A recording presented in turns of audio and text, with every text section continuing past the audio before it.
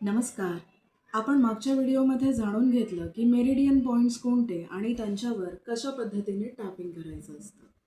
या व्हिडिओमध्ये आपण जाणून घेणार आहोत की टॅपिंग केल्याने इमोशनल हिलिंग कसं काय बरं होतं. याच्यासाठी आपल्याला स्टेप्स बघाव्या लागणार आहेत. यामध्ये पहिली स्टेप येते ती म्हणजे आपली इमोशन आयडेंटिफाय करायची, ज्या इमोशनमुळे आपल्याला त्रास होतो आहे.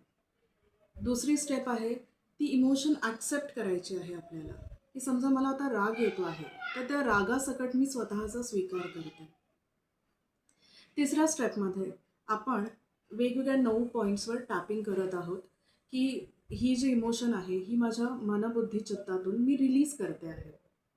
आणि चौथ्या स्टेपमध्ये आपण पुन्हा शेवटच्या पॉईंटवर टॅपिंग करून इथे आपण पॉझिटिव्ह अफर्मेशन देतोय. म्हणजे आता समजा मी रागासाठी हे टॅपिंग केलेलं आहे, राग रिलीज करण्यासाठी.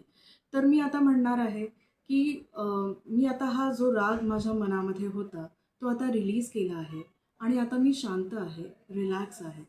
आणि कोणतीही अशी सिच्युएशन पुन्हा आल्यास मी रिॲक्ट न होता शांतपणे विचार करून रिस्पॉन्ड करेन, याची पूर्ण जबाबदारी मी घेते आहे.